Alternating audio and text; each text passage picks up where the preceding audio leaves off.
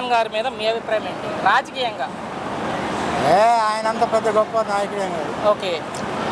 ఆయనకి నాయకత్వ లక్షణాలు, జనాన్ని కలుపుకుపోవడం, పార్టీని కలుపుకుపోవడం, ప్రజలతో నిత్యం ఉండటం అనేది అంతగా లేదు. ఓకే. సో ఇప్పుడు విజయ్ గారు గెలిచాక తమిళనాడులో చూసే ఉంటారు కదా, విజయ్ గారితో పోలుస్తున్నారు ఇక్కడ పవన్ కళ్యాణ్ గారిని. పోల్చి ఆయనలాగా సింగిల్ గా పోటీ చేసి గెలవాలంటున్నారు వైసీపీ వాళ్ళు. అసాధ్యం. అసాధ్యం. సో రోజా గారు మాట్లాడుతున్నారు, అంబటి రాంబాబు గారు మాట్లాడుతున్నారు, దమ్ముంటే సింగిల్ గా పోటీ చేసి గెలవాలి పవన్ కళ్యాణ్, అది వాళ్ళు ఇచ్చే సవాళ్ళు.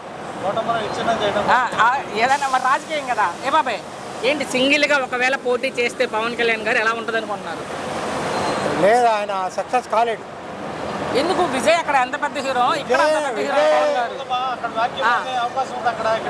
ఒక్క నిమిషం సార్, ఒక్క నిమిషం బాబాయ్. ఏంటి పబ్లిక్ నాడి ఆయన బాగా పట్టుకోగలిగాడు. ఓకే. జనంతో మమేకమై ఎప్పటి నుంచో 2 years నుంచి చేస్తూనే ఉన్నాడు. దాని ఫలితంగా ఇప్పుడు వచ్చింది. ఉట్టిగానే కష్టపడకుండా రాదు కదా ఫలితాలు. అంతేలే, సింగిల్ గా పోటీ చేస్తే కష్టమేనండి. అర్థమైంది నాకు. సో మొత్తంగా ఒక్క మాటలో మీ అభిప్రాయం అంటే పవన్ గారి మీద, మీ అభిప్రాయం అంటే పవన్ కళ్యాణ్ గారి మీద? పవన్ కళ్యాణ్ గారు అంత పెద్ద నాయకుడేం కాలేదండి, ఇప్పటివరకు కాలేదు. భవిష్యత్తులో కూడా నాయకత్వ లక్షణాలు, ప్రజలకు నేను ఉన్నాను నా పని భరోసా అయితే ఇవ్వగలిగే శక్తి అయితే ఆయన లేదు. ఓకే, థ్యాంక్స్ బాబాయ్.